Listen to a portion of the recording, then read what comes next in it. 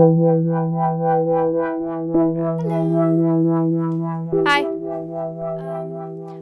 So, as a preface to this second episode, We have a name.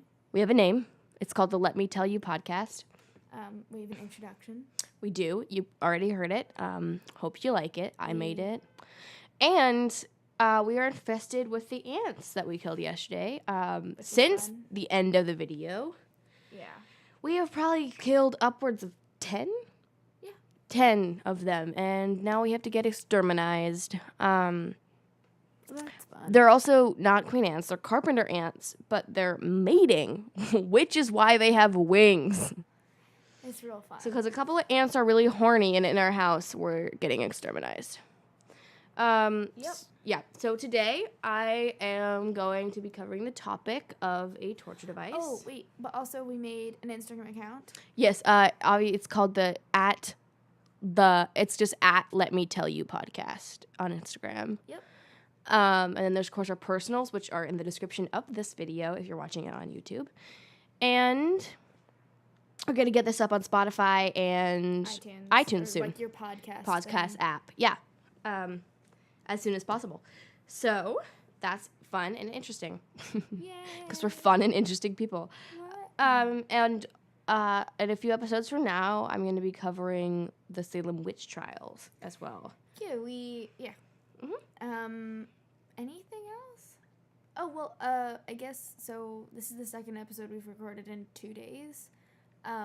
I think we'll be probably doing that, like, a lot will come out at one time, and then it'll be a gap of time, and then a lot more will come out.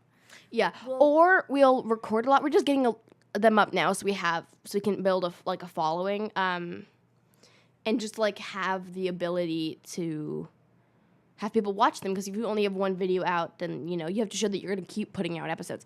So we're going to probably put out 2 or 3 by Monday, and then every 2 weeks or maybe every week, we'll put out one. And then in between there, we might have mini episodes where they're a little bit shorter, but also that it's just me talking, and then it cuts to Luna's part, because we won't be in the same space for a while after Monday. Yeah. So we'll just have so there won't be commentary on my part by Luna, but we'll still have the same conversation. Okay. Also, we have an email, don't we? Yes. If you have any, like, super burning questions about anything, want to just write us a letter, our email is just the Let Me Tell You podcast @gmail.com.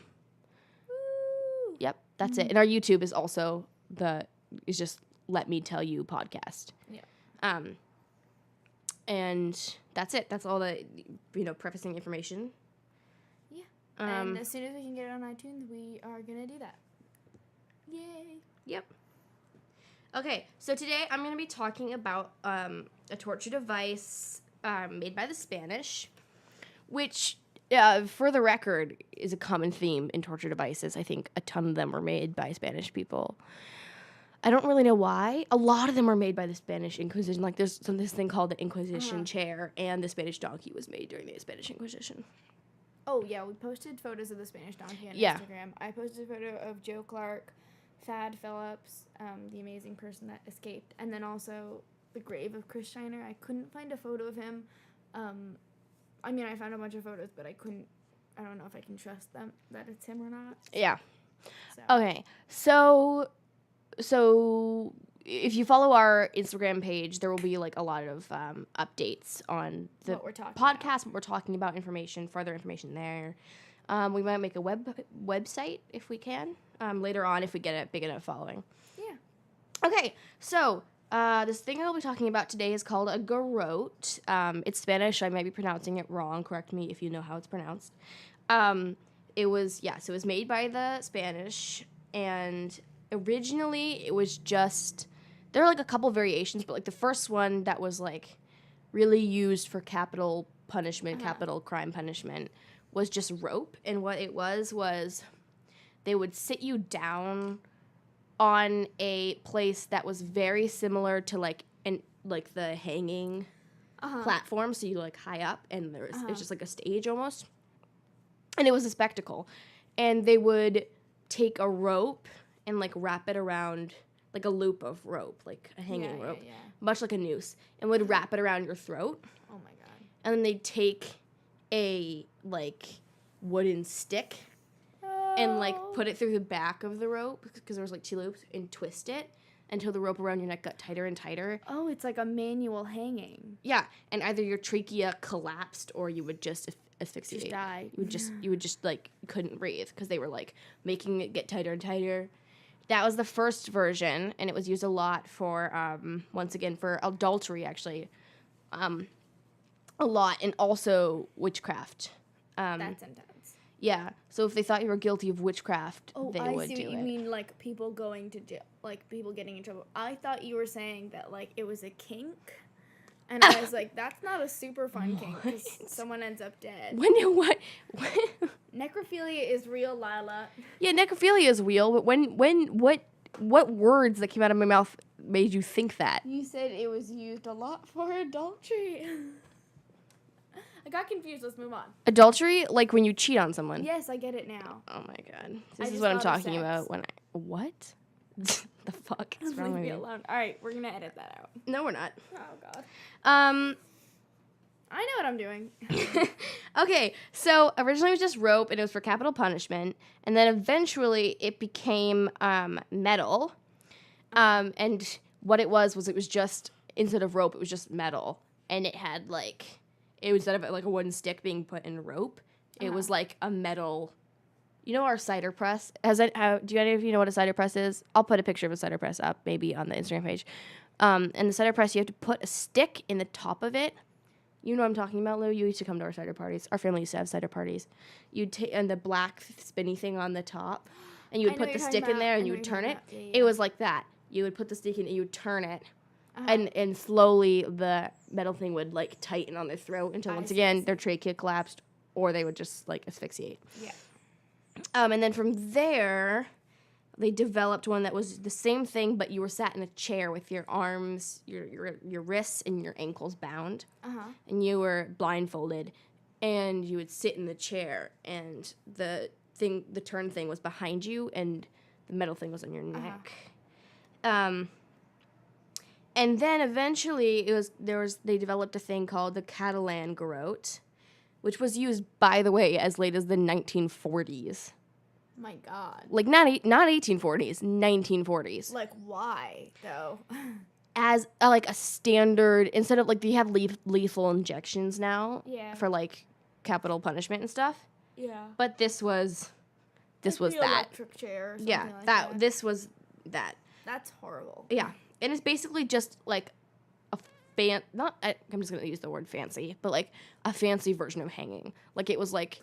I know, it sounds like you're describing, like, a weirdly personal version of hanging. Yeah. And so then the Catalan garrote, it was the same thing in a chair, like, and it had the thing around your neck, and you would tighten it. But they've also put a spike on the, like, on a pole from the chair, like a thick metal spike that would hit right in, like, the back base of your neck. So that it would break your spine and like fuck with your spinal cord as it strangled you, and it would be extremely painful. Oh my god. And like some people would get like paralyzed from it. Yeah, it was not great. I'm gonna show a picture to Luna. And it was around so long that there are pictures of people being strangled in it, like actual pictures. There's no videos, but actual pictures. I mean, yeah. Which just seems weird because normally you think of like torture devices being really old, but yeah, here's a picture of a guy in it. Oh my god! They're turning it on the back. Oh shit! Wow. I'll put the picture. Put that exact photo. On there. I'll take a screenshot of it right now. Yeah. So see, this is clearly like the 1940s or something. Oh god, that's awful. And see, you can see his face is strangling, and there's a thing, and he's being like it's a weirdly indie. Oh my god, that's so awful. It's literally like hanging, except you're, like, just sitting in a chair, and someone's just cranking you until you die. Yeah, and I actually have a story this time about a specific person that was killed in it. So her name was Pilar Paredes, I think. Pilar Paredes. And she was the last woman to be, like, executed. For what? Just the last woman to be executed. I see. Like in, like, that kind of way. Like, not by, like, lethal injection, but by, like, torture device. Yeah. Torture device, Yeah. So I'm going to read this little bio about her. So she was born in 1928 as the daughter of a penniless marriage. Mm-hmm. And so she went into, like, the closest big city for work. And she got in Spain. And she got a job as a household, like, maid in Valencia. And then Pilar gave her mistress tea for her bad liver every day. And she was, like, really, like, caring, air quote, caring. And she would give her tea every day to help her liver. Her mistress got worse and worse by the day, and she died in May in 1955. And keep in mind that's 1955. Poison. And so then Pilar was killed after 1955 using a garrote. There's a train near our house, so that might keep happening. Really scared me. That might keep happening. So yeah, it was used as late as 1940, like, illegally, but I think this was the last person killed by the garrote, legally. And so, so then she, after, like, the widow or whatever, like, was like, okay, you can go, like, your mistress died, whatever, bye, we're firing you, we don't need you anymore. She quickly got another job as a housemaid because the person she was working for was rather important, and she was, like, all the other staff, like, vouched for her and said she's really good, so she got another spot. And she used to go out every Tuesday for a ball or to visit a younger cousin who she planned to marry. Incest!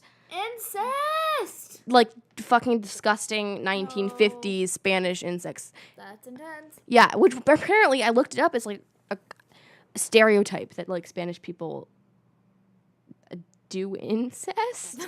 Like, I thought that was, like, a white Southern thing. I don't know. If that was offensive, I apologize. Very sorry. We're very sorry. So after so she got another job as a housemaid, and the cousin she was gonna marry chose a bride of his own age, and so she was kind of, like, pissed off, and so she got another job. Her mistress got a strange allergy, but contacted a doctor in time. Pilar then dismissed herself from this appointment at the same time as the woman went to the doctor, like, immediately after. I see what you're saying. She was, like, quit. She started working for a military doctor in whose house had another maid. Her name was Aurelia Sands, I think. Aurelia Sands. She already worked there, and they were friends but also rivals because they both pursued the same young man, but the man preferred the other maid and not Pilar.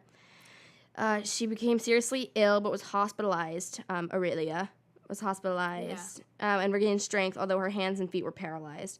At the same time, the doctor's spouse also fell ill. So the woman of her, like, the wife of her employer. So Pilar always applied the same medicine. The ant killer Diolivo, with skull and crossbones well visible on the bottle. The doctor began investigating. He learned arsenic was being administered to his wife at each breakfast, the only meal she took alone, and quickly dismissed Pilar. He later got in touch with Pilar's former employer, and they both pressed charges against her. She was arrested and confessed all of these poisonings. She was sentenced to death for the first poisoning and to 20 years for each of the other two attempts.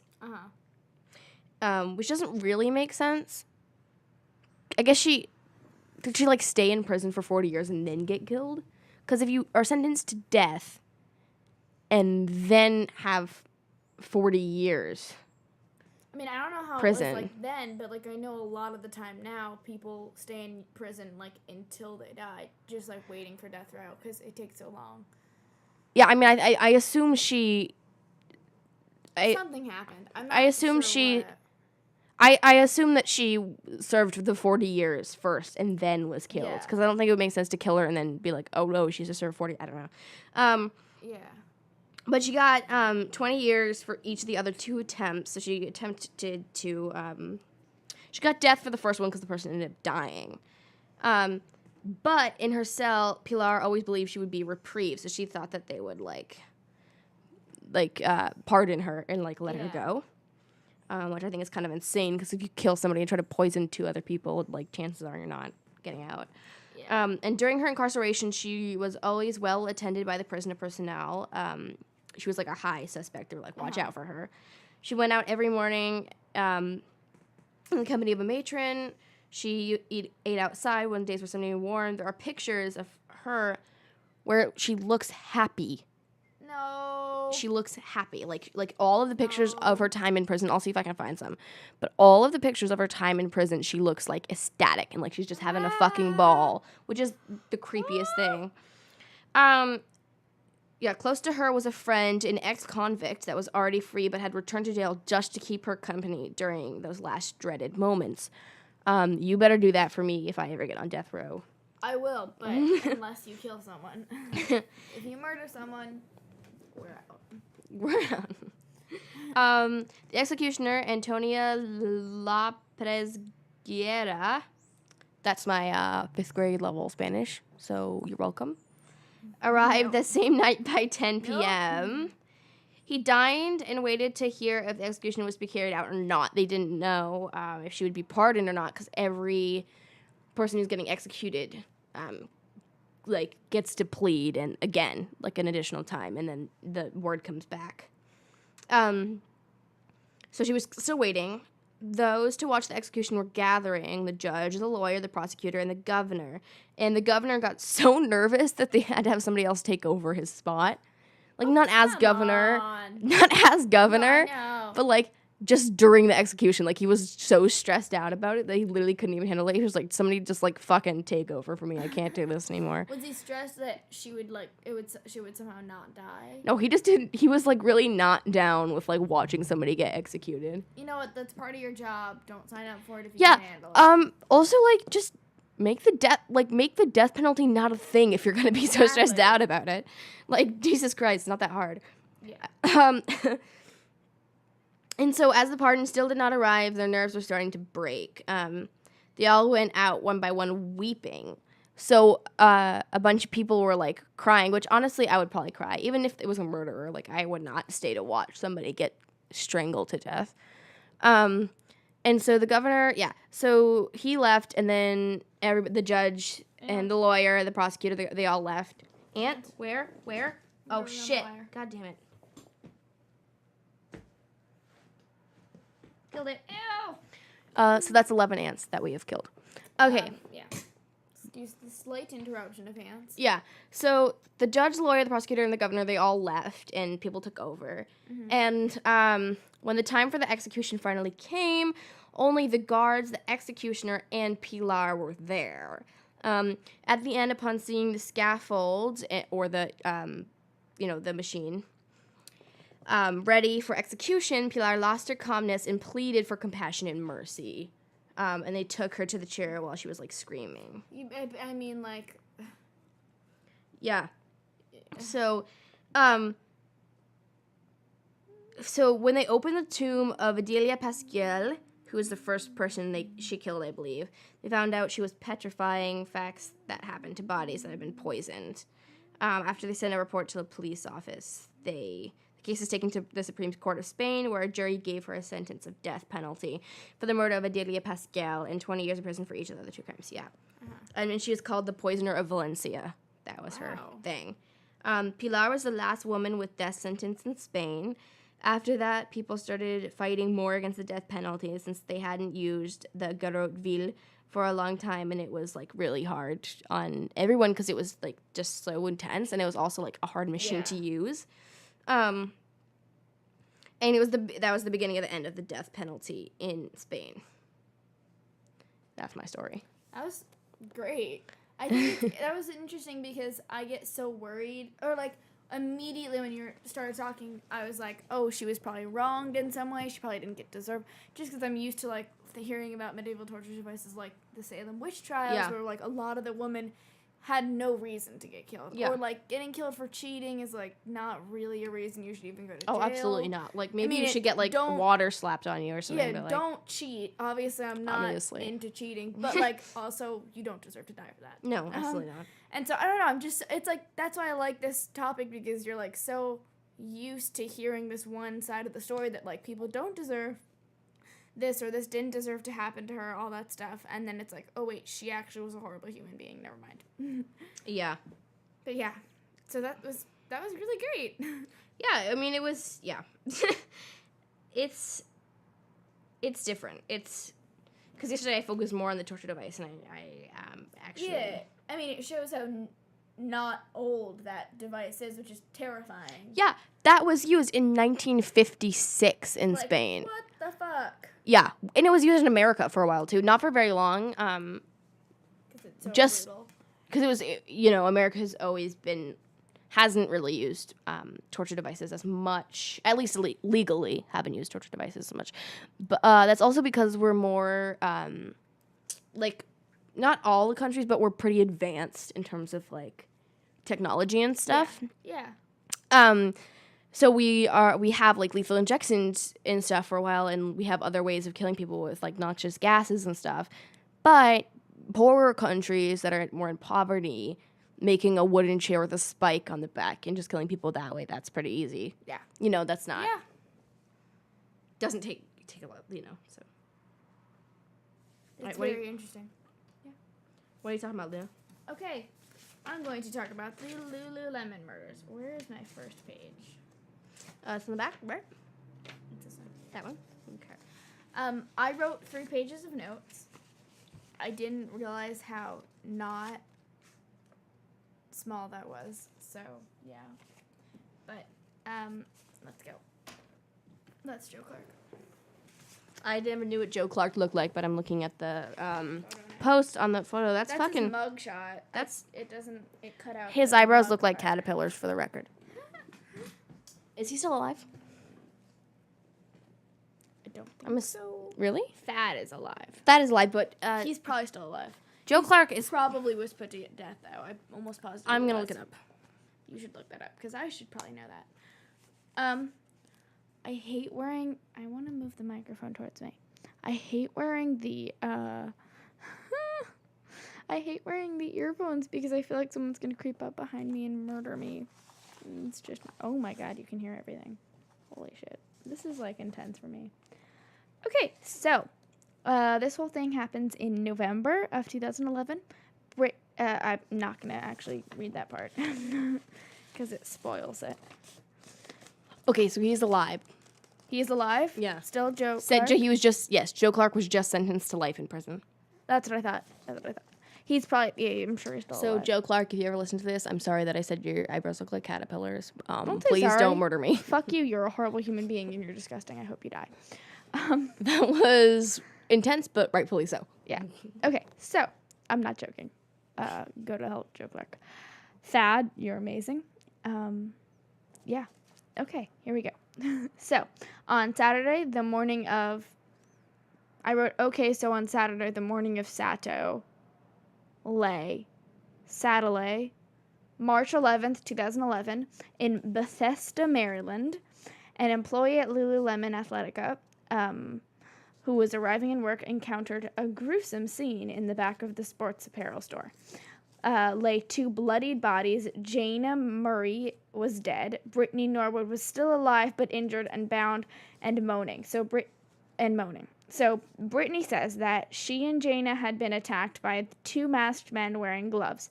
The men sexually abused both of them, tied her up, and killed Jana. There were tracks of blood there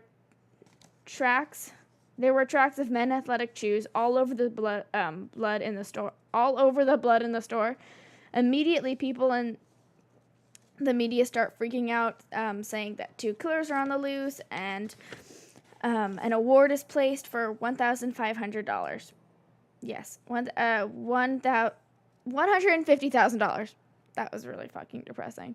Okay. I'm listening. $150,000 for anyone who has any information leading to the capture of the two men. Yeah. Okay, so immediately Jaina and Brittany are rushed to the hospital. Now, so the patrol officer in charge of the murders was a patrol officer named Colin O'Brien. And when... Colin? Colin? C-O-L-I-N? That's Colin. Colin. Like your ass. Thank you for that, Lila. Well, I'm not sure you know, as you don't know how to pronounce I know Colin. what that is. All right, well... Yeah, so Colin O'Brien, because that's an actual name. Yeah, I know, I'm fine. Stop talking to me. Okay, the patrol officer named Colin O'Brien, when Brittany arrived in the ambulance, he helps place the blood-soaked clothes into evidence bags. The first weird thing that happens is there is a distinctive cut on her right palm. Colin O'Brien was a former Army medic, so he recognized the wound immediately as a cut a person gets when wielding a knife. I wrote welding. When wielding a knife, and it slips.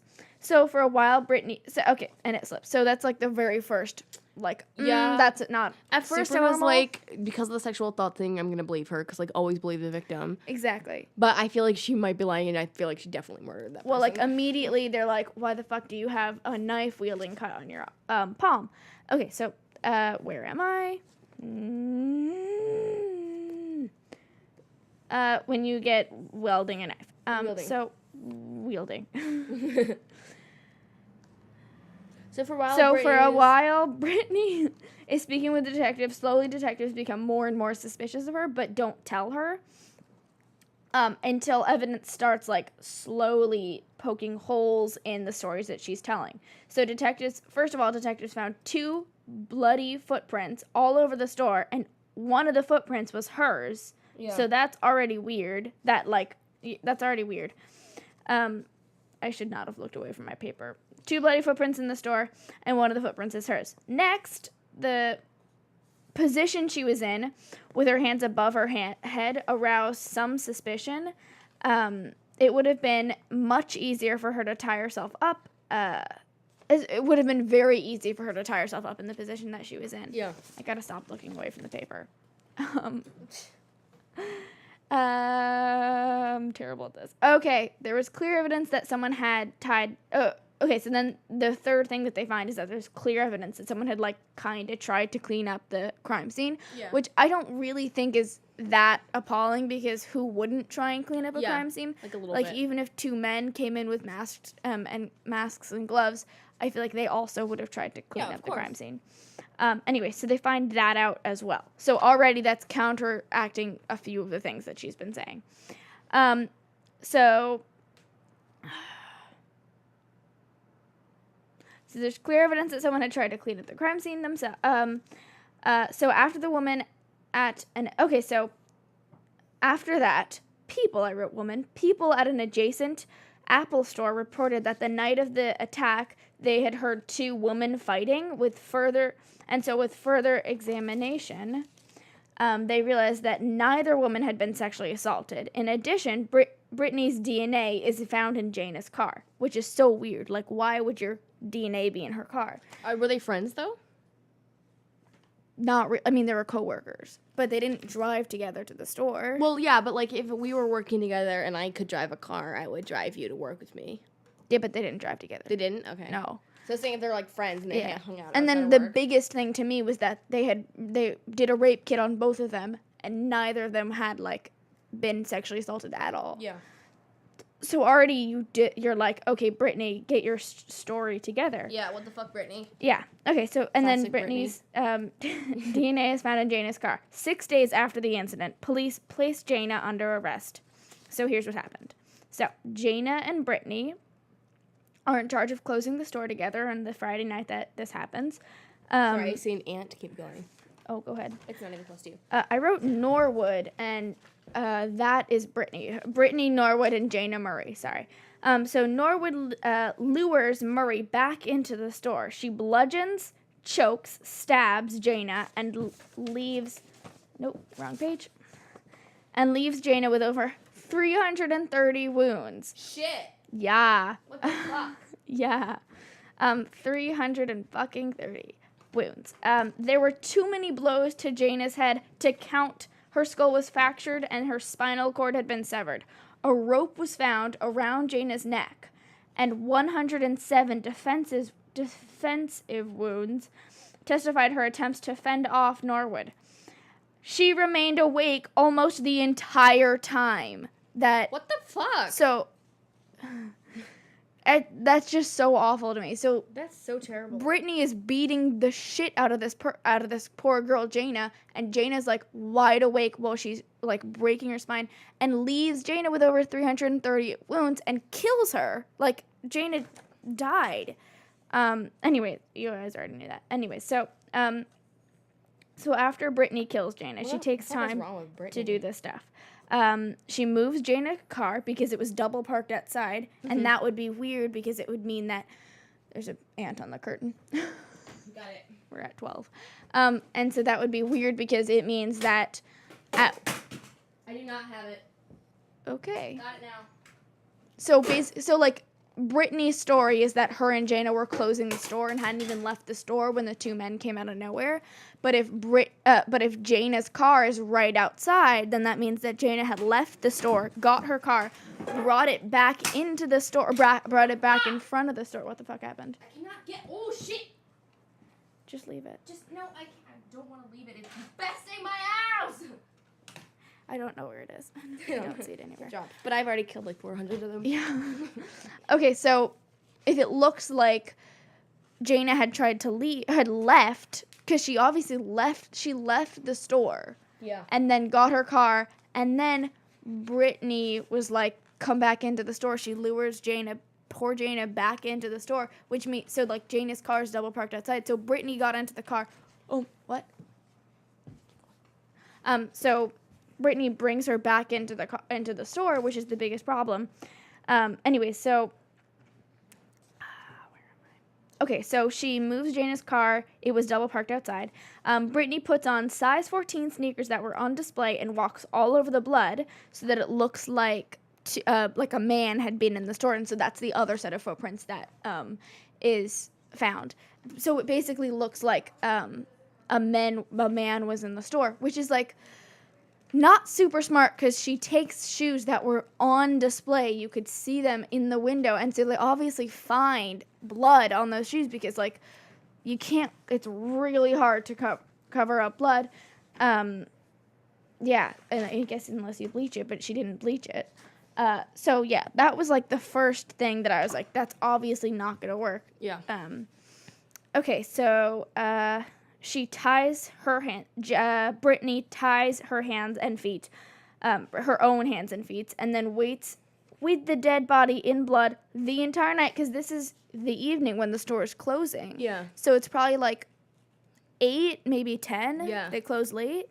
But still, like, that's most hours. of the night. And the attack lasted 20 minutes. So she inflicted 330 wounds in 20 minutes, which is also totally insane. I can't even breathe 300 times in 20 minutes. I know. Like, that's so insane. So she laid there for hours and hours until the morning when the employee comes and, like, gets her and everything like that.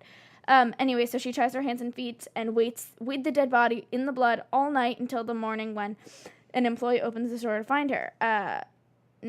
So we're not totally sure why she did it, but the shit all started after hours when they were stopping.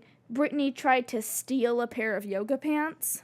Oh, Jesus Christ. And Jaina saw her, but then Jaina left. So, triggered by Brittany's attempt to steal a pair of yoga pants, and somehow that turned into a frenzy of violence. So, yeah, that's pretty much the murder. When Brittany is sentenced, I have it written on my other thing.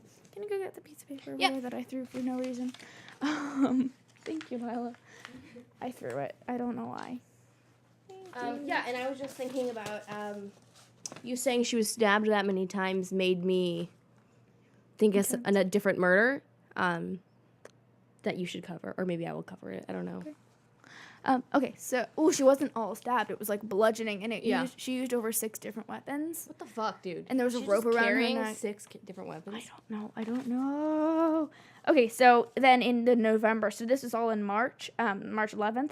Then in that November of 2011, Brittany, why is there a 2 there? Okay, Brittany Norwood was convicted of first-degree murder of her coworker Jana Murray in Bethesda, Maryland, Lululemon Athletica store. Both of them worked there. So she's convicted of first-degree murder. And the creepiest thing is that she turns, as she's been being taken, like, out of the courtroom to prison, she turns to Jana's parents and is like, I'm so sorry. I didn't, like, it's like, it's really hard for me, and, like, that common narcissistic thing that murderers do.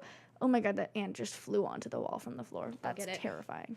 Okay, she's like, I'm so sorry. That was it's like, whatever the fuck she's saying. Oh, it just flew somewhere else. Okay.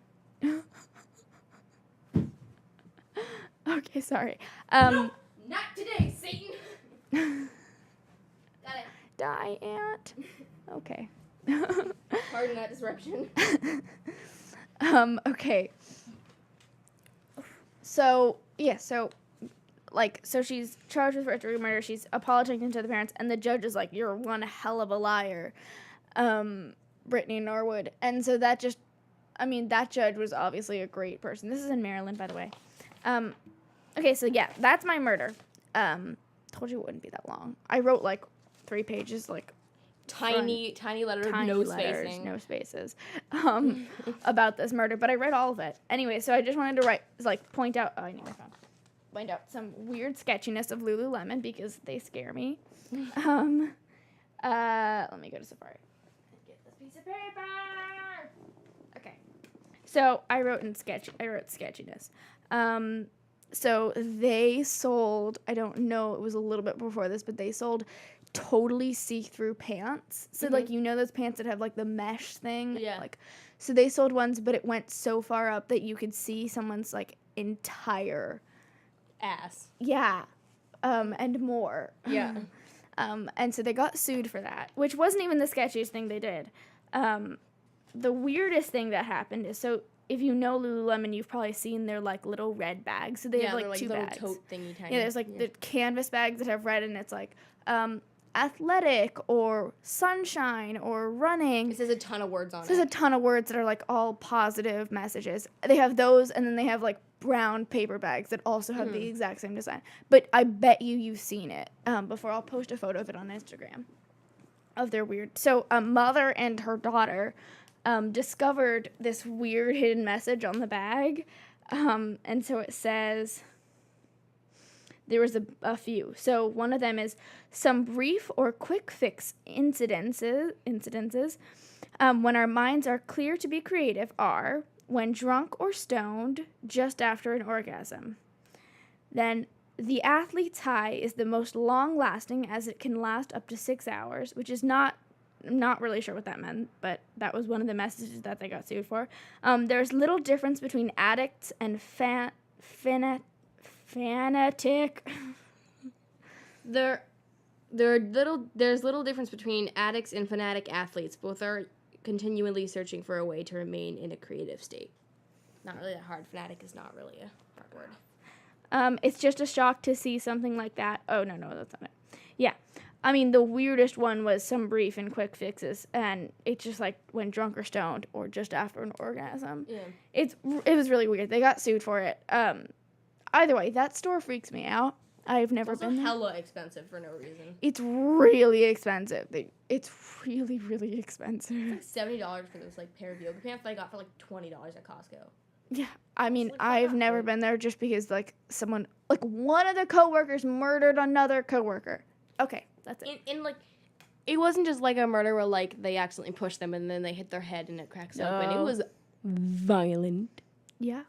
Violent. Extremely violent. This is very violent. Violent. You can look it up. You can see, like, I watched it. It's like Apple Store footage of the people coming into the store and being like, "Is that screaming?"